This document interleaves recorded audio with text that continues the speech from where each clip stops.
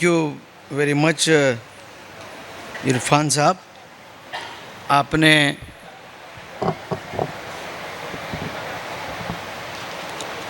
बहुत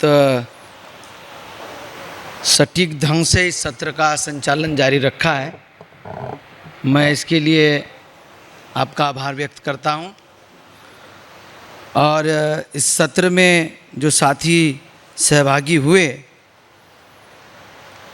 सोनवने साहब, शशि सोनवने, अरुण गाड़े साहब और शाहजी गोरबे साहब और साथियों,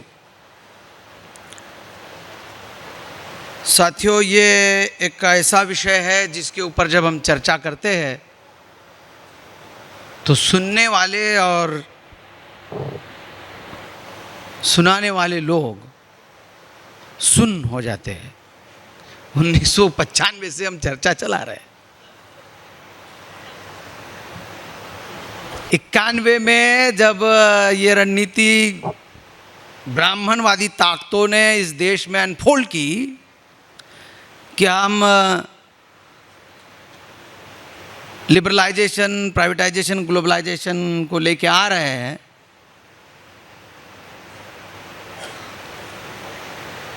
तो हमारे संगठन ने इसके ऊपर बहुत अग्रणी भूमिका निभाई। और जिन शब्दों से भी लोग परिचित नहीं थे, उन शब्दों की परिभाषा से लेकर के उसके परिणामों तक लोगों के सामने जन जागरण करने की कोशिश की, बहुत कोशिश की। बहुत अरमान थे हमारे उस कोशिश में।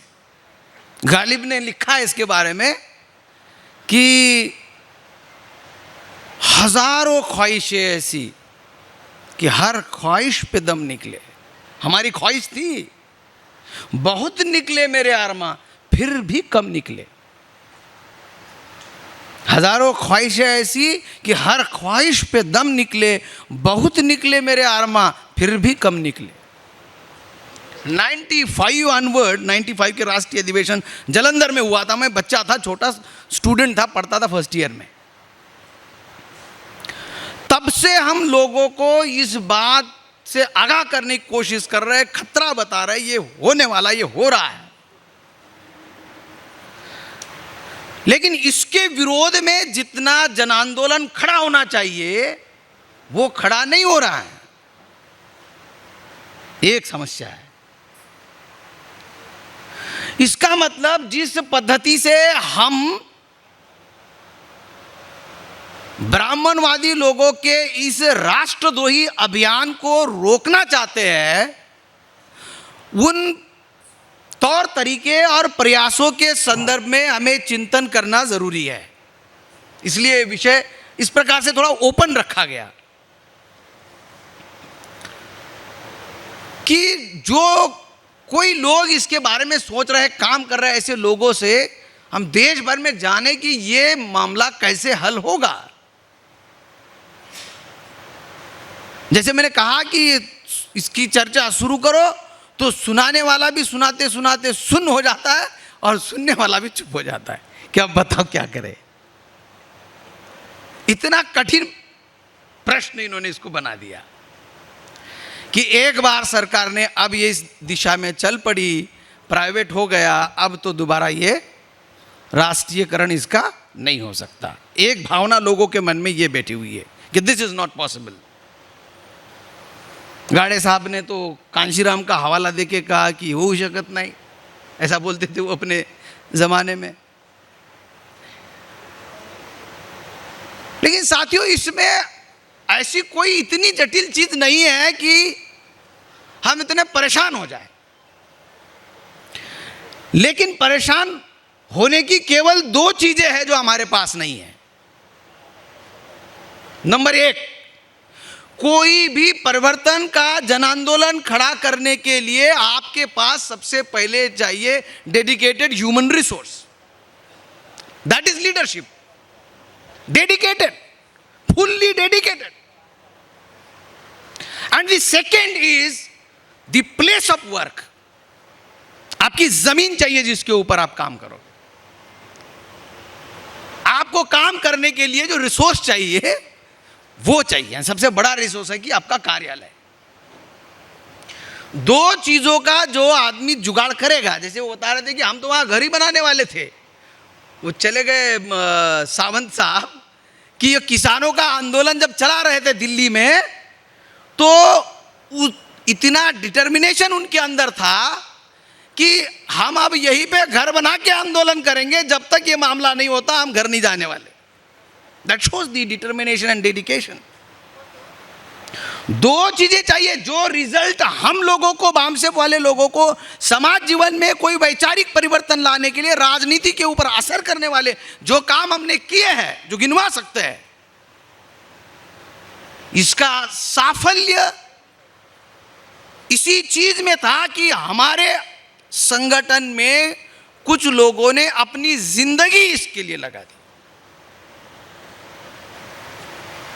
पूरा समय यही काम करेंगे और ये करके दिखाएंगे। इस प्रकार का जो डिटर्मिनेशन, साथ नई साथी भी कुछ यहां पर होंगे। बार बार हम अपने ऑर्गेनाइजेशन की ओर से ये कहे कि अगर आंदोलन को सफल बनाना है तो उस आंदोलन को सफल बनाने की सोच चाहिए, मतलब ज्ञान चाहिए, उसके प्रति समर्पण चाहिए, और उसमें से कुछ आपको रिजल्ट निकाल के दिखाना चाहिए। तीन चीज वो चाहिए। और ये सब करने के लिए एक आदमी चाहिए, ह्यूमन रिसोर्स चाहिए। जैसे इस महाराष्ट्र में हमने देखा कि जब नामांतर का आंदोलन चला तो मैं बच्चा था और कवाड़े साहब अपने कंधे पे, प्रोफेसर जोगेंद्र कवाड़े, एक शॉल लेके चलते थे। अब भाषणों में कहते थे कफन लेके चला हूं, जिधर मर जाऊंगा वहीं पे दफन कर देना। वो इस प्रकार की बातें करते थे। और एक डेडिकेशन हमने देखा कि वो आदमी नागपुर से चल पड़ा और कंटिन्यूअसली कार्यकर्ताओं के साथ आंदोलन में उन्हीं के साथ रह गया। अब प्रोफेसर कवाड़े की इतिहास में भी और आज में ही केवल इतनी पहचान है कि वो नामांतर के प्रवर्तक नेता है। मैं उदाहरण के लिए कह रहा हूं। बाद में कवाड़े साहब का नेतृत्व आगे हमारे पॉलिटिकल राइट्स के लिए कुछ नहीं कर सका, जो उसमें कमी खामियां आई। और जैसे इंसान की जवानी ढलती है या हौसला ढलता है किसी गलत काम की वजह से, वो सब चीज़ें हुई, उसकी वजह से हमको नुकसान हुआ, वो बात अलग है। उन्हीं के बारे में नहीं, हमारे और भी नेता जो उभरे और गिरे, तो उनके नेतृत्व में जो गिरावट आई उसकी वजह से वो आंदोलन में गिरावट आई, ये भी सत्यता आप सब लोग जानते हैं। इसलिए यदि समाज उम्मीद करता है कि वामसेप के माध्यम से आंदोलन को नेतृत्व मिल सकता है, और बिना नेतृत्व के ये काम होने वाले नहीं है। सरकार ने जो खूंटा गाड़ रखा है वो खूंटा उखाड़ के फेंकना है और जमीन को समसमान कर देना है। जो गलत चीज उसने कर रखी है उसको सही करना है। तो ये अगर काम करना है तो उसके लिए हमें डेडिकेटेड ह्यूमन रिसोर्स इसके लिए देना पड़ेगा, समर्पित करना पड़ेगा। एक काम ये है। और समाज में ऐसे लोग हैं जो अपने अपने तरीके से अपनी जिंदगी जन जागरण के लिए, प्रबोधन के लिए, लोगों को आंदोलित करने के लिए लगा रहे। हमारे अपने ऑर्गेनाइजेशन में भी लोग हैं। तो हम इस नतीजे पे पहुंचे पुराने आंदोलन का अनुभव लेकर कि यदि एक दो लोगों के ऊपर हम निर्भर करते हैं और व्यक्ति केंद्रित या व्यक्ति आधारित नेतृत्व को लेकर आंदोलन को हम आगे बढ़ा रहे हैं, तो कुछ दिनों के बाद उसके अंदर गिरावट आ रही है। इसलिए जितने दुष्परिणाम यहां पर गिनवाए, हमारे वक्ताओं ने हमारी मदद की उन चीजों को रिफ्रेश मेमोरी में करने के लिए कि ये प्राइवेटाइजेशन से, आउटसोर्सिंग से क्या क्या दुष्परिणाम हो रहे हैं। मैंने सब नोट किए और देखा कि दूसरे साथी आए तो उन्होंने उनमें से कुछ चीजों को दोबारा बताया। इसका मतलब वो जो चीजें हो रही है वो नोटेड है, जो दुष्परिणाम इसके आ रहे हैं वो नोटेड है। इसमें सबसे ज्यादा अगर भयानक कोई दुष्परिणाम है जिसको मैं ज्यादा हाईलाइट करना चाहता हूं, उजागर करना चाहता हूं, वो ये है मनोबल का गिरना, कि ये इतना आगे बढ़ चुका है कि ये अब नहीं हो सकता, ये रिपेयर नहीं हो सकता, इसको उल्टा नहीं फिराया जा सकता। ये मनोबल समाज का गिरा है। लेकिन हम देख रहे हैं कि बहुत सारी सरकारों ने, पहले सरकार ने कुछ चीज की, दूसरी सरकार आई और उसने उसको खत्म कर दिया और दूसरा ले आया, बहुमत की सरकार। प्लानिंग कमीशन का क्या हुआ? हमारे देश में एक प्लानिंग कमीशन हुआ करती थी, वो सरकार आई और ऐसे छट करके एक कैबिनेट मीटिंग में डिसीजन करके उसको नीति आयोग बना दिया और प्लानिंग नाम की चीज ही खत्म कर दी, कि लोगों ने कुछ नहीं किया, कुछ नहीं कहा। लेबर लॉज के बारे में कुछ हंगामा हुआ और हंगामा अभी भी लोगों के अंदर धक धक रहा है। जब उसको रिपील किया, इतने सालों से स्टैब्लिश किए हुए कानून, मजदूर कानून खत्म किए, कुछ उसमें हुआ। ऐसी बड़ी बड़ी चीजें, और संविधान में इसका प्रावधान है। मैं ये कहना चाहता हूं कि संविधान में इसका प्रावधान है कि यदि कोई सार्वजनिक संपत्ति व्यक्तिगत संपत्ति के रूप में किसी को दी जाती है बिजनेस करने के लिए, जमीन है इस देश की मूलतः, या रिसोर्स है, नेचुरल रिसोर्सेस है, जमीन के अंदर का खनिज है, ये सरकार ने अगर किसी प्राइवेट पार्टी को बिजनेस करने के लिए या अपना इंस्टीट्यूशन चलाने के लिए दिया, सपोज स्कूल चलाने के लिए दिया, और सरकार को लगता है कि ये पब्लिक के इंटरेस्ट में सही नहीं चल रहा है या गलत हो गया है, ये प्राइवेट पार्टी को ये चीज दे के काम गलत हो गया है, तो कॉन्स्टिट्यूशन में इसका प्रावधान है कि सरकार तुरंत उनसे वो वापस ले करके, वो जिनको दिया था उनके कुछ नुकसान भरपाई करके उनको हटा सकती है। और स्टेट की पावर है, स्टेट ऐसा कर सकता है। ये कॉन्स्टिट्यूशन में हम पढ़ते हैं, हमें पता भी है, लेकिन लोगों को ये लग रहा है आज की तारीख में, है तो सही, लेकिन सरकार कौन बनाएगा? भी सरकार बनेगी तो वो सरकार इसको तो कर सकती है। फिर ये दुनिया के सारे देशों को इधर जो इन्होंने रास्ता बनाया है वो रास्ता भी बंद कर सकते हैं, और जो इन्होंने प्राइवेट कर दी है बहुत सारी प्रॉपर्टी, उसको भी हम दोबारा सरकारी कर सकते हैं। बैंकों को भी जो उन्होंने ये कर दिया उसको भी हम दोबारा कर सकते हैं, लेकिन सरकार तो बने। सरकार कैसे बन सकती है? सरकार तो लोग बनाते हैं, और लोगों के पास पहुंचने के लिए जन आंदोलन खड़ा करने के लिए, मतलब लोगों के पास पहुंच करके जन आंदोलन खड़ा करना है, तब ये हो सकता है।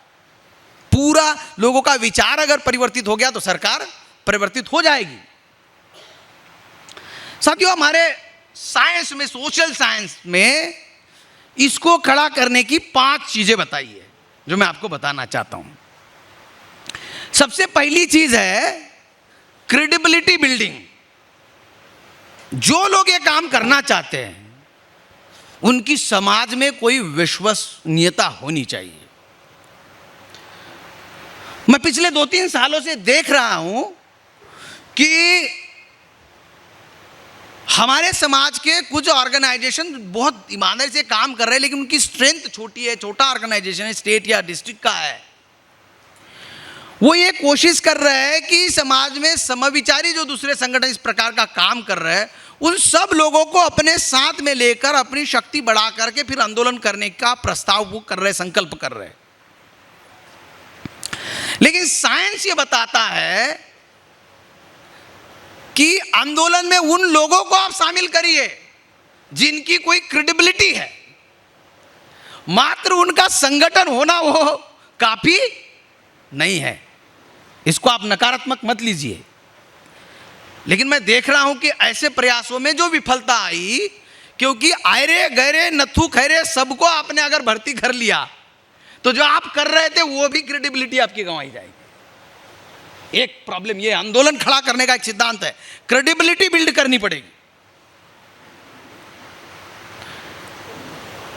इसमें अगर हम ऐसा सोच के चलते हैं कि हमको बहुत ज़्यादा इंक्लूसिव होना चाहिए, कठोर नहीं होना चाहिए, और सब कोई भी रहे कैसे भी रहे सबको लेके चलना चाहिए, ये सोच हमारे आंदोलन के लिए सही सोच नहीं है, पहली बात। दूसरा है लेजिटिमाइजेशन, कि आप जो विचार बता रहे हो उसका कोई न्यायिक संवैधानिक आधार होना चाहिए। अगर आप ये कह रहे हो कि प्राइवेटाइजेशन की काट है राष्ट्रीयकरण, मूल प्रमुख उद्यम, मूल जमीन राष्ट्र की राष्ट्र के नाम होना चाहिए, तो उसका यह दावा करने का कोई लेजिटिमेट सोर्स होना चाहिए। अब मुझे लगता है कॉन्स्टिट्यूशन इसका बहुत बड़ा सोर्स है। कॉन्स्टिट्यूशन में जो उन्होंने लिख दिया सोशलिस्ट नेशन, तो सोशलिस्ट नेशन में सारी प्रॉपर्टी बिलोंग्स टू स्टेट, संपत्ति राष्ट्र की होती है, व्यक्तिगत संपत्ति नहीं होती। हमने क्योंकि मिश्रित व्यवस्था अपनाई है, तो व्यक्तिगत डिग्निफाइड जिंदगी जीने के लिए, एक सम्मानजनक जीवन जीने के लिए प्राइवेट प्रॉपर्टी उतने स्कोप तक परमिटेड है। अब से ज्यादा करते तो टैक्स, तो विन विन सिचुएशन है, राष्ट्र को पैसा मिल रहा है और आप मस्ती कर रहे हैं, मौज कर रहे हैं, तो ये भी है कॉन्स्टिट्यूशन में अवेलेबल है सिस्टम।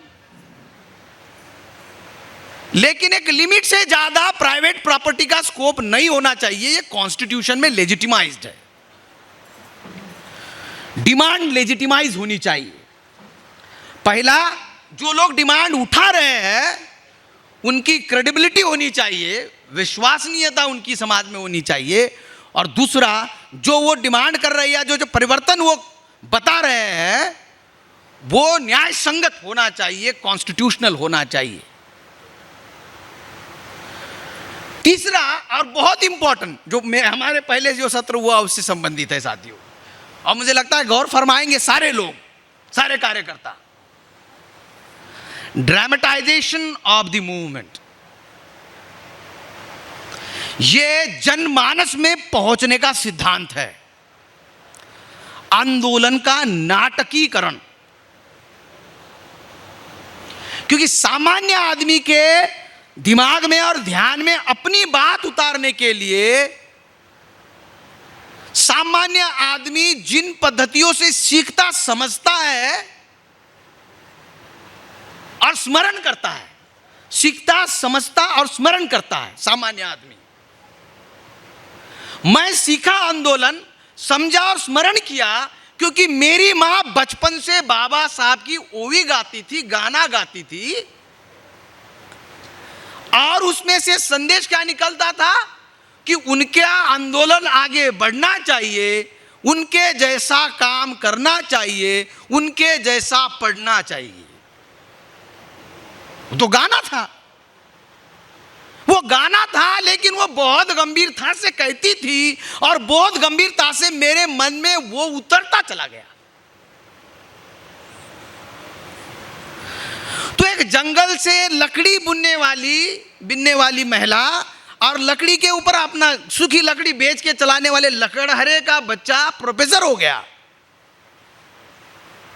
गाना सुन सुनकर, गाना बता बता कर बड़ा किया कि ये पढ़ना जरूरी है। ऐसे ही आप समझिए, मैं करंट में आपको उदाहरण देता हूं कि इसका कितना महत्व है। संगीत और नाट्य का सामान्य आदमी के दिलो दिमाग में उतरने के लिए अनन्य साधारण महत्व है।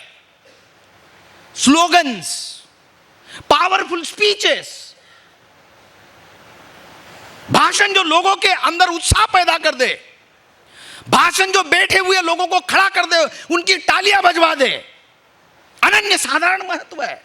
आंदोलन अगर हम करना चाहते हैं तो केवल हमारे पास ज्ञान होना पर्याप्त नहीं है, उस ज्ञान का लोगों के दिलो दिमाग में, मस्तिष्क में और उनकी संवेदना में उतरना जरूरी है।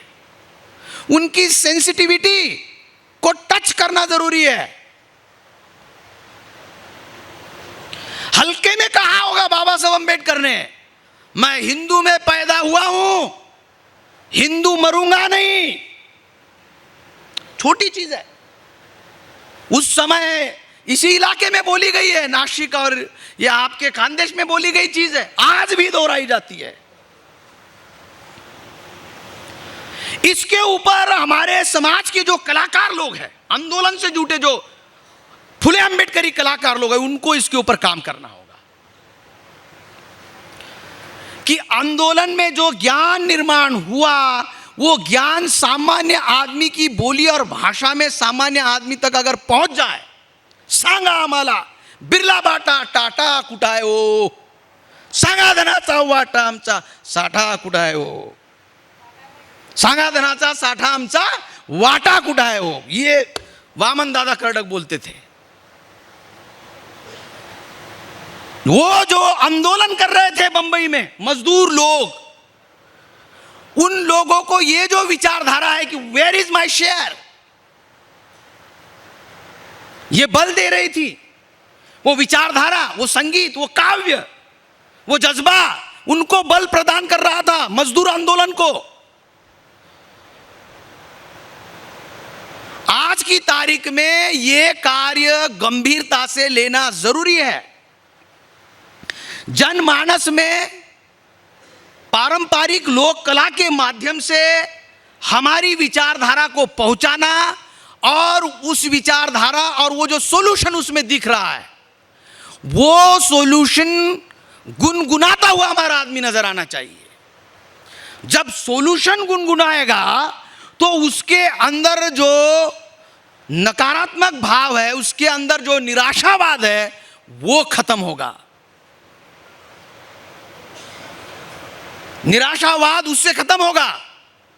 यद्यपि इस महाराष्ट्र में हुआ यूं कि अंबेडकरी जलसा लोगों के अंदर का निराशावाद खत्म करने के लिए प्रारंभ हुआ और बाद के कुछ कलाकारों ने वाह लूटने के लिए नकारात्मक भाव का बहुत ज्यादा प्रचार किया। यह दुख की बात है। बोलता तसारे विकासाची भाषा, लोपली निराशा आता लोपली निराशा। वामन दादा ने कहा था, विकासाच्या आधी विकासाचा पाया होता माझा भीमराया। उन्होंने इसमें कहा कि निराशा लोगों के मन में अब नहीं रही, लेकिन आप देखेंगे कि उन्हीं की परंपरा चलाने, ये गायन कला परंपरा चलाने वाले लोगों ने ऐसी निराशा लोगों के अंदर फैला दी कि अब होने वाला नहीं है। ऐसा कोई पैदा नहीं हुआ था अंबेडकर जैसा, आने वाले समय में भी कोई पैदा होने वाला नहीं है।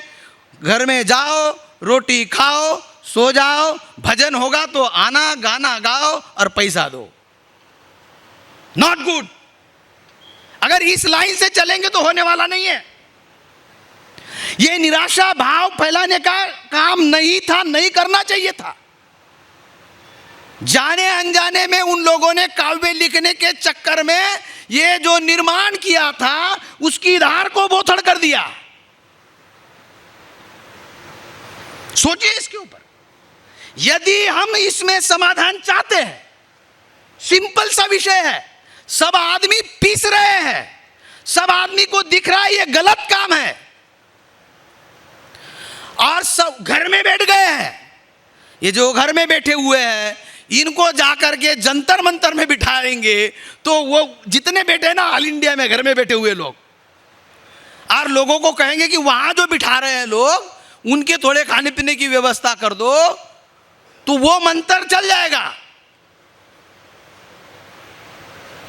किसान का जो मुद्दा है, जितना ज्वालाग्रही है उतना ही ज्वालाग्रही ये मुद्दा है, लेकिन इसमें हमें आंदोलन के दृष्टिकोण से सोचना होगा कि हमारी क्रेडिबिलिटी होनी चाहिए, लेजिटिमाइज डिमांड होनी चाहिए, उसका सामान्य भाषा में, जनभाषा में अनुवाद होना चाहिए, प्रसारण होना चाहिए, और उसको सफल करने के लिए एक नहीं कई स्तरों पर मैनी फोल्ड प्रोग्राम और ड्वेल अप्रोच ये दो चीजें बताई गई है आंदोलन को सफल बनाने के लिए, मैनीफोल्ड प्रोग्राम।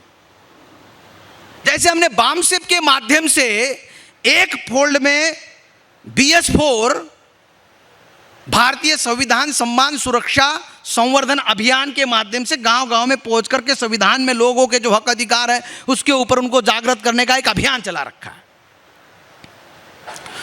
दूसरी ओर इस आंदोलन में जो पोटेंशियल वर्ग है समाज का, युवा और विद्यार्थी, उनको संगठित करने की कोशिश कर रहे हैं।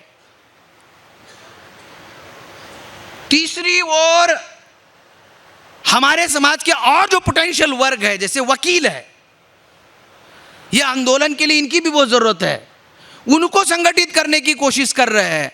कलाकार लोगों को अभी है 26 अक्टूबर से 28 अक्टूबर तक औरंगाबाद में मूल निवासी सभ्यता संघ का राष्ट्रीय अधिवेशन आयोजित है, वहां कलाकारों को इकट्ठा कर रहा है। ये मैनीफोल्ड प्रोग्राम है, इसको कहते हैं मैनीफोल्ड।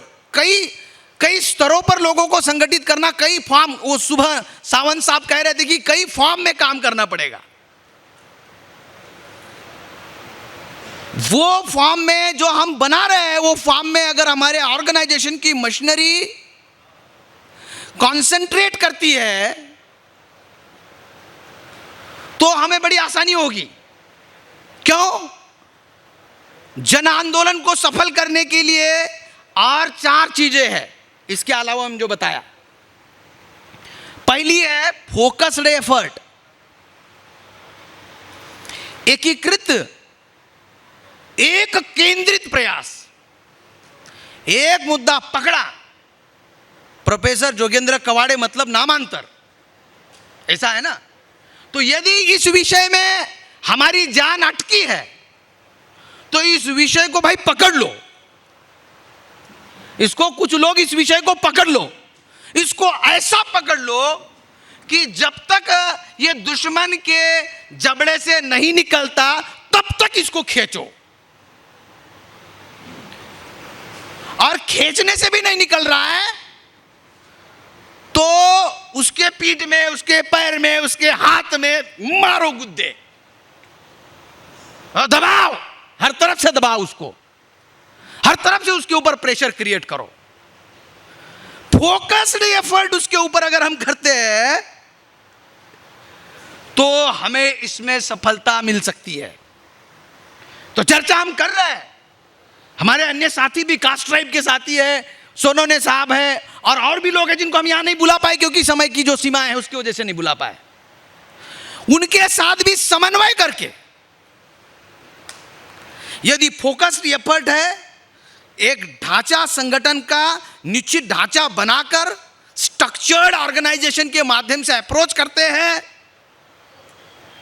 और ये सब काम करते समय यदि हमारे पास कलेक्टिव आइडेंटिटी है तो इसमें 100%, 200% यूनिवर्सिटी के रेफरेंशियल नॉलेज से मैं आपको बता रहा हूं कि आपको सफलता मिलेगी, हम सबको सफलता मिलेगी। फोकस अगर एफर्ट किए, लीडरशिप डेडिकेट किए, इसमें क्रेडिबिलिटी हमारे ऑर्गेनाइजेशन की अंडर डाउट नहीं है, हमारी क्रेडिबिलिटी और ज़्यादा आगे ही बढ़ रही है, और नॉलेज की भी हमें कोई कमी नहीं है क्योंकि हमारे पुरखों ने जो नॉलेज हमको विरासत में दिया वो ऑथेंटिक है, यूनिवर्सल है। कि कैसे जो लोग पूंजीवाद की बात कर रहे हैं उनको भी हमारे पुरखों ने समझाया है कि कैसे जो है सोशलिस्ट नेशन बनाया जाता है, सोशलिज्म कैसे, रियल सोशलिज्म, और वो भी डेमोक्रेटिक वे से कैसे उसको इस्टेब्लिश किया जाता है, सारी चीज़ हमारे पास ज्ञान के रूप में उपलब्ध है। तो साथियों, यदि हम इसमें कोई रिजल्ट चाहते हैं, इस चीज़ में अगर हम रिजल्ट चाहते हैं, जैसे मतलब जो ज़्यादा चीज़ लंबी हो जाती है तो उसके बारे में कवि ने कहा है कि हो गई है पीर पर्वत सी अब पिघलनी चाहिए, इस हिमालय से अब कोई नदी निकलनी चाहिए। गंगा नहीं बोलता मैं गंगा बोलने से बहुत दूर चली जाती हो तो इसलिए अगर कोई चीज इतनी तकलीफ दे है तो क्यों नहीं इसके बारे में संकल्प किया जाए। इसका समाधान क्या है? इसकी काउंटर करने की जो रणनीति है उसमें सबसे पहले इसके बारे में संकल्प किया जाए कि इस विषय के ऊपर हमारा कोई डेडिकेटेड ऑर्गेनाइजेशन, डेडिकेटेड फोर्स उसी के ऊपर लगाया जाए। बाकी सारी उसको दूसरा कोई काम नहीं, उसको एक ही काम होना चाहिए। अन्ना हजारे मतलब भ्रष्टाचार, अन्ना हजारे मतलब भ्रष्टाचार। अब उसके आगे पीछे आप अपने हिसाब से समझो, है ना। लेकिन वो भ्रष्टाचार ने एक दिल्ली में सरकार बना दी। क्यों? वो बस उतना ही काम पकड़ा रहा। उदाहरण के लिए समझा रहा हूं। वैसे हमारे ही समाज का आदमी है मूल निवासी, भले ही उसको लोगों ने मिसयूज किया। उदाहरण देने के लिए बहुत ज्यादा बुरा उदाहरण नहीं होगा, कोई ब्राह्मण होता तो ज्यादा बुरा उदाहरण होता। कॉन्सेंट्रेटेड एफर्ट अगर हम करेंगे साथियों तो इसमें हमको सफलता मिल सकती है। और काउंटर स्ट्रैटेजी ये होती है कि हमेशा इंसान को जो है पर्याय लेके चलना चाहिए कि हमारे लोगों को जो अवेलेबल सिस्टम है उस सिस्टम में हमारे लोगों को जो बेनिफिट अवेलेबल है कॉन्स्टिट्यूशनली, वो बेनिफिट लोगों को अवेलेबल करने के लिए हमें असिस्ट और सपोर्ट करना चाहिए।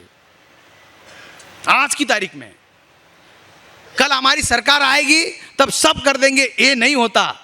रिजल्ट छोटे छोटे भी अगर हम अपने लोगों को दिखाते हैं, छोटी छोटी जगह पर भी अगर हम हमला करते हैं, कि कमजोर कड़ी के ऊपर भी हम हमला करते हैं, एक है राष्ट्रीय स्तर पर उसको प्रभावित करना।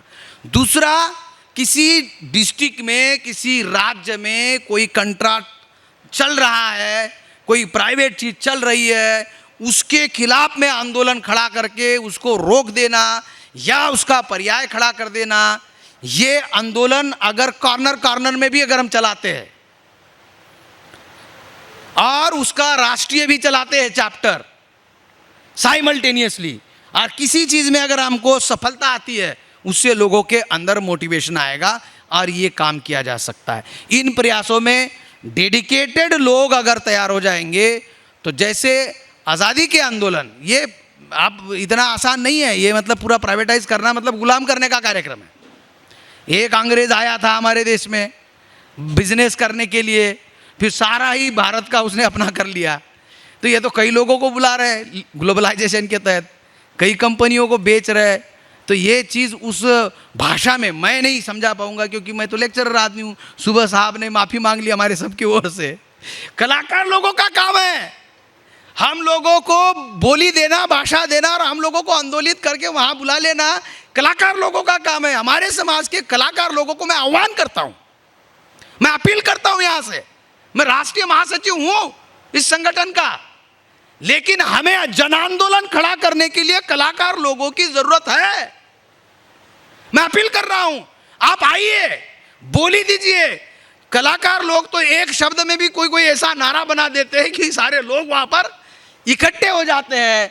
उनकी जरूरत है।